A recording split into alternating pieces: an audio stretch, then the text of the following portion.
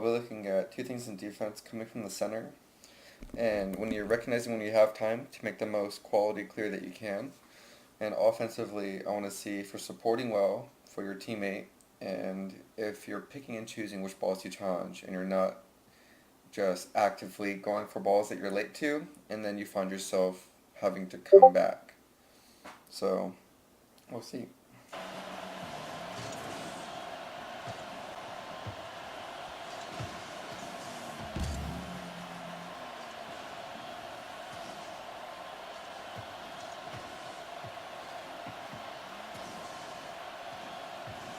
Really good, really perfect. My only thing would be, let's see what happens.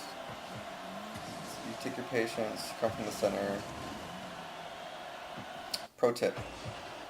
So we have two options here. You can go for that follow dribble, which is a huge commitment and takes a lot of boost, and it's gonna, if you don't get it, you're gonna be inside their net having to come back.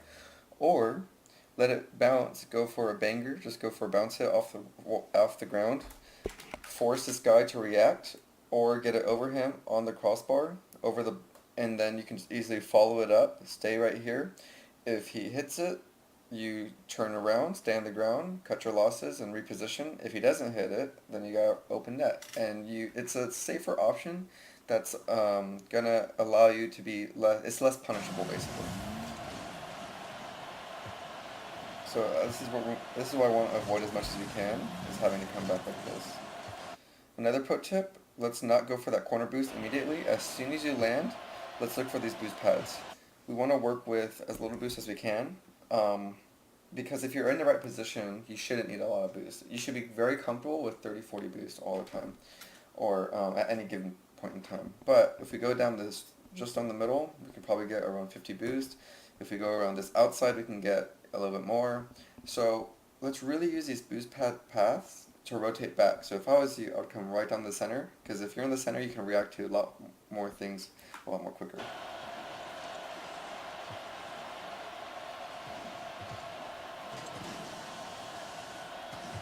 So I want you to realize how much time we have to make this clear. Notice how red is not going to go for this ball yet, and the quality that you're getting on this hit is not the best, and it's putting us in this very dangerous situation that we got punished for. So it's recognizing that we really do not need to go for this ball until it becomes dangerous, or until we're comfortable that we can get a very solid hit. And this angle is very harsh, and the ball is very floating, and you're using all your boost to get there, and once you hit it, you're still going to be in the air for a long time. If I was you, well, first of all, I'd come down the center so that I could be in this position when this ball is played, and then I would wait. I would wait, and then I would go for it, and then I would hit it very solidly down the center of the field. So it's all about knowing that we might have a better option if we just recognize that we have more time to make that decision, so that we don't get punished. And that's going to be key in defense and offense, but especially defense. So it just takes a little bit more awareness of looking at the other team's position and listening. If you're not seeing them, listening for if they jump for it, if they don't. Because even if they go for that shot that's floating in the air, we should be comfortable behind the line to be able to make that save. It's a good clear. Again, this is another one. Look how much time we have. You did a great job of perfect position, but we don't need to go for this yet. You're killing the opportunity, and we're wasting potential. This should be another shot, really solid shot on goal, but because we go so early, it's not. How much boost did you have?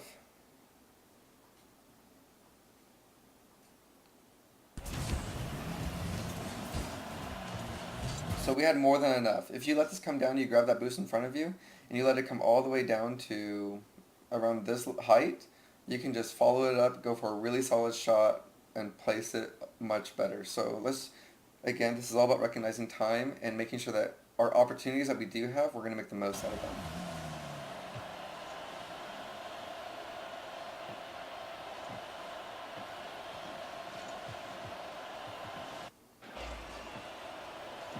Much better pathing. You come directly out to the center. You don't go for the side boost. You just get the corner boost, come back to the middle. This is really nice. This ball is played. Let's take a look. So because of the speed and the angle that you're at, you're not going to get a shot. It's not going to be a good shot right now. And your teammate is not ready for any type of recovery. So I think this is a good idea to come to the corner. We just executed a little off. And I want to see if we could have done anything else with our position. I think it's the right idea. I would do the same thing. So that's fine.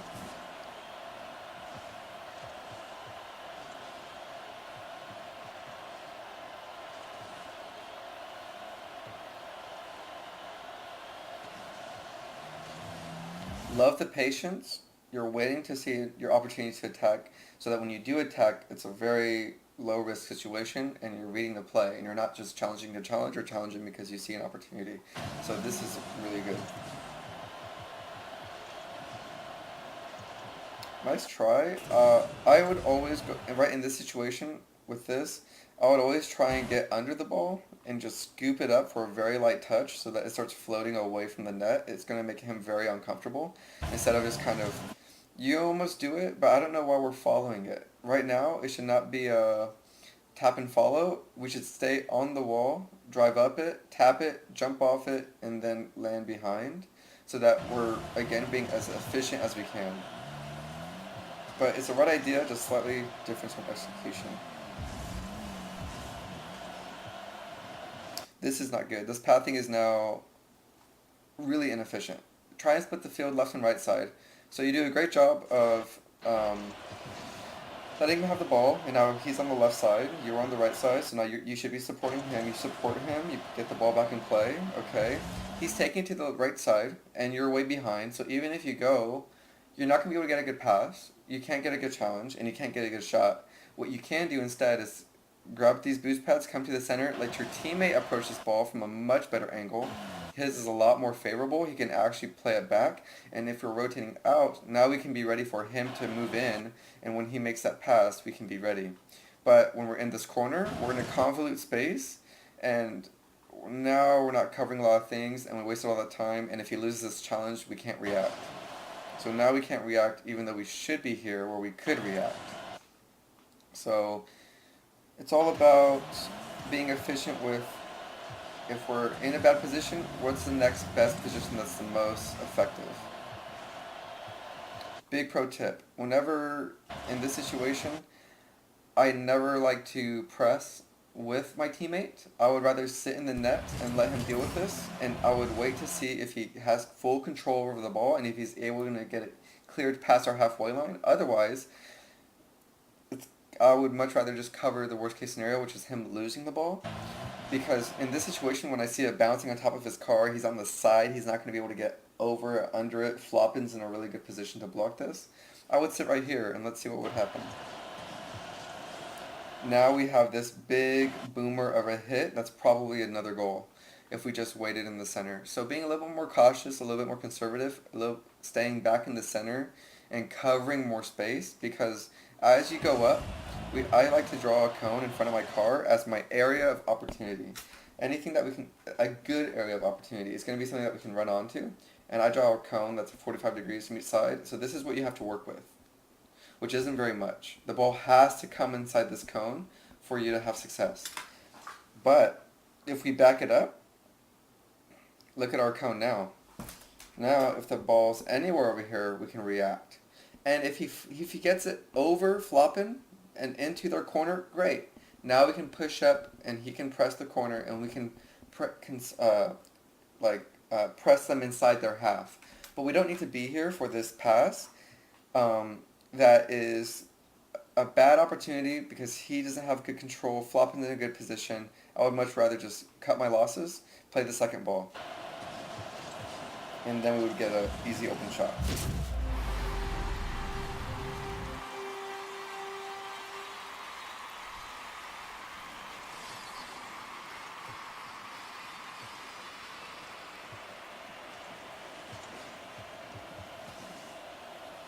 So they're giving you a lot of time.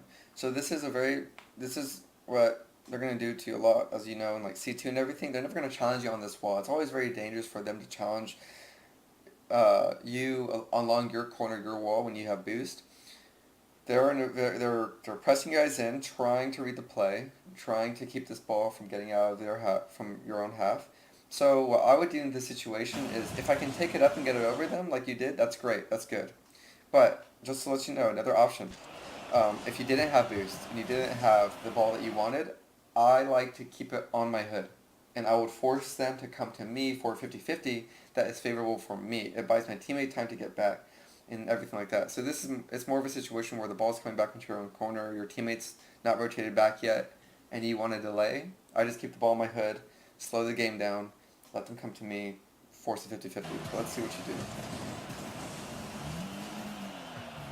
You go for the follow. Not bad. It's a pretty good situation for it.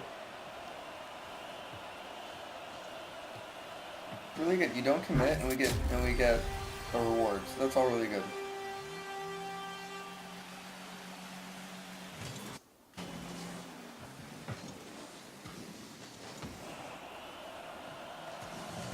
As much as you can, try not to do this. Try not to clear that outside inside, because very little times is it going to pay off for you. Once you get into the higher rank, flopping is going to punish you really hard on that. If you have the time and space, always, always, always go on the inside before you go on the outside. And notice how much time we have. So as this ball's hit over here, no one's pressuring it. You can literally grab this boost, come on the inside, trap it on your hood, force a 50-50, or if they gave you more time, take it up your own wall and just get a safer clear. This clear is not going to be as effective when you rank up higher and higher, especially into the higher ranks of Champ 1 and into Champ 2. That's going to be punished a lot. And we eventually did get punished for it. Let's take a look at your pathing again. Again, we're going to the outside when we have 3-4 boost pads in the middle. So again, let's work on our pathing. Let's go straight back down to the middle and support our teammate. The quicker you get into position, the easier, the more ready you're going to be for all situations. And you're going to have more time to make hits, which is going to lead to higher quality clears and angles that you're going to create for yourself. Let's see. Your spacing on this push-up. This is good. So this is clear and obvious that he has the first touch. So I agree with this wholeheartedly. You stay on the ground, you're judging it, and you're mirroring where the ball's going to be. This is great. The difference is we want to do this every single time as much as we can throughout the game. Good soft touch. Nice attempt. Ooh, they messed up. That's fine. We're a little bit caught in rotation right now. Let's see what happens. So as this ball is coming across, you should keep the spacing. This is really good spacing, but as soon as you grab this, get past this front boost, now our spacing is not as good because we're running parallel with the ball. When we always want to round out our approach with the ball. So as it's coming over here, we're rounding it out and mirroring it, that we're not coming parallel to it, where we have to side flip into it and not get as great of a challenge. Because notice how now we have to swerve back out, and now we're not ready for that ball. And now we're stuck turning outside in instead of inside out. So it's always better to try and approach this ball coming from this angle than all the way outside turning in and then having to challenge, because it's going to lead to less quality of a challenge. Good job making use of your position. Rotating out, this is really nice. And this is exactly what I want you to look for. So your teammate is in a really good position. He's coming from the center. He grabs boost real quick, which is fine. He has time for it. He lets it come to the center, and he gets an open opportunity. And this is opportunities you want. Fine. That we already had 2 opportunities before to do so. So we just need to make use of them like he did.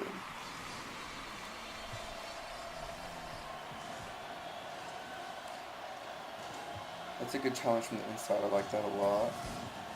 Let's see how much time you have. You grab boost, you flip. Okay, I don't agree with this.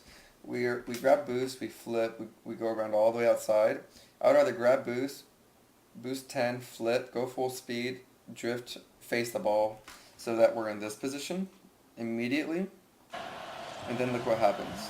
Now we can approach this ball from a much better angle. And if I still probably wouldn't go for that. I would wait right here. And then I would attack it. And now look, I have another great opportunity to score another goal. If we just fix our passing, get in position quickly, and turn around facing the ball from behind the line, these balls are going to come to you, and it's going to be a gift that you can just punish them severely for. But instead we got caught facing backwards, and we can't make the clear that we want. And that was all because of our pathing.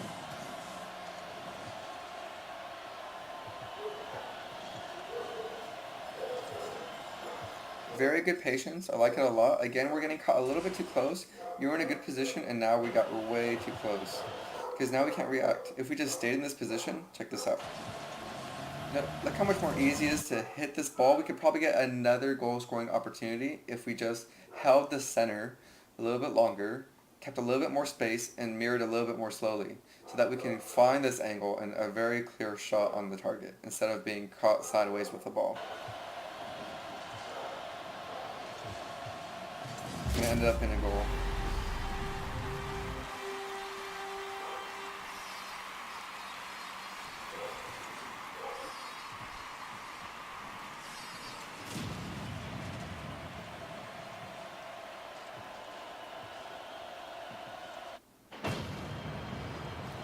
So let's see, let's take a look at this again.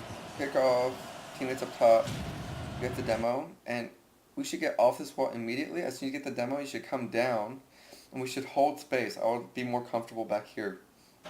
That way, as we approach this ball, we have a little bit more time to deal with it. Like, even if you're approaching from on the ground right here, we're going to have a much better angle to make this shot than this kind of tight angle. So a little bit too more side on, a little bit too late getting down, and the angle isn't as good as we want it.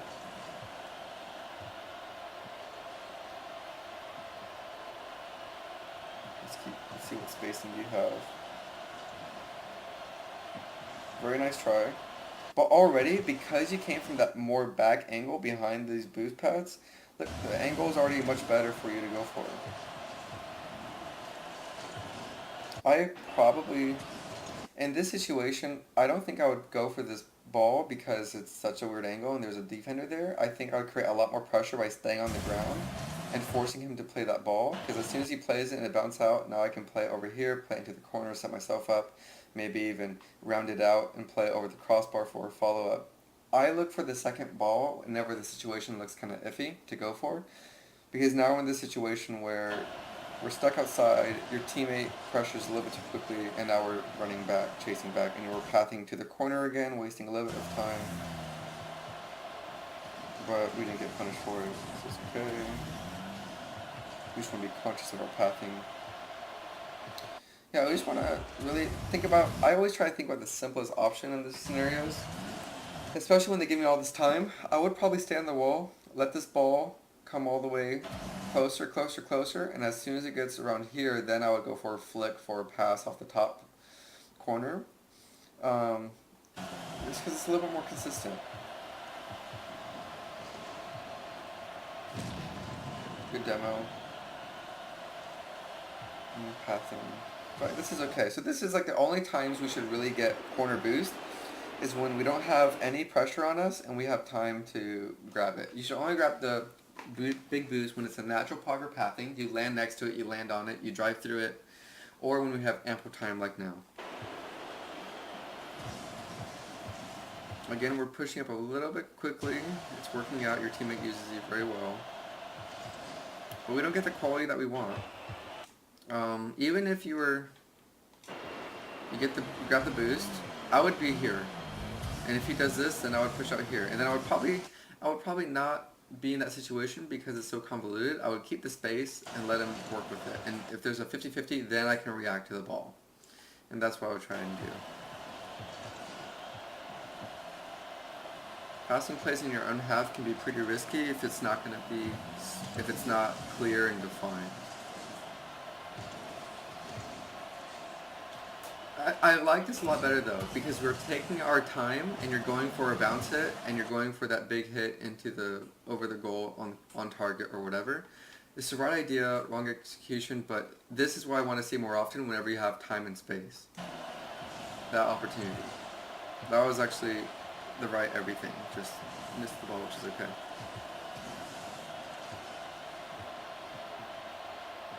We're pressed too close.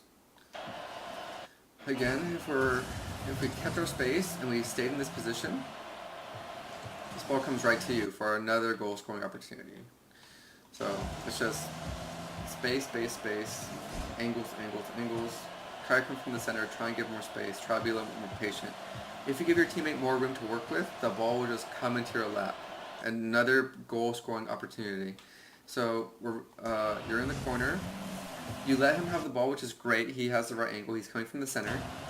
But if you stay back here, look at this. Yet another goal scoring opportunity. That would have been another goal. So I would say most of your defense is nice when we're under pressure. You're letting one person in the corner, one person in the goal. The thing to work on defensively is keep on recognizing when you have time, holding the center and giving your teammate space to move up the field and covering the worst case scenario more often, so that when he does lose the ball, it turns out to be a really great opportunity for you to score a goal. And then offensively, more or less the same, keeping your spacing. So whenever there's a defender in the corner, defender in the net inside this arc, I like to sit around this diamond and circle around and pick and choose which pass I want to go for. If he loses the ball, great, I can react to it. If he gets a pass outside the arc that's coming off the wall, then I can approach it. I'm the first one to it, I can get a good hit, and I'll make that judgment. If the ball switches, great, I'll pressure the corner and he'll cover my ass. The only times we need to pressure inside the arc is when they are out of position, they're in the corner, they're chasing us, and we're just trying to get a really quick ball across the goal line and just bang it in. It's about calculating that risk reward. Whenever there's a ball in the arc and there's a defender there and it's a ball along the wall, we don't want to press it because they're going to most likely block it. And if they don't block it, they're going to get a 50-50. And then we're going to be caught in the net and our defender's going to be caught in the corner or in the side. And now they have an open net. So it's avoiding those open net opportunities as much as we can. And really using our judgment. Whenever you make a big clear, I see a lot of people, as soon as they make a big clear, they just start jumping up and they go for the double hit because they saw an RLCS. Rather, make the big hit, follow it up on the ground, wait for them to react. If they hit it, cool, just readjust, reposition. If they don't hit it, you have a free open net, much more consistent. You're using your position to your advantage. And just by staying on the ground, you're creating pressure for them to perform. If they don't perform, you easily punish. And that is the easiest way to get up into Champ 2, in my opinion, is just being more conscious about our choices that we make so that they're just more consistent overall and they're less punishable. So those are going to be the two things I want you to work on. The defensive, continue making those big clears whenever you can and keeping that spacing when your team is moving up. Offensively, let's just keep more spacing in between and really try. Is this another opportunity? Let's take a look. Yeah, the angle rat is a lot. Let's see. It was kickoff. Let's see. You got this hit. Okay. If I was you, I would use. Let's see how much boost we have.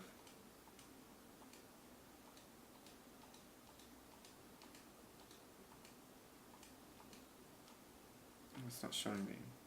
Oh, I can't look at you. It's okay. Whatever.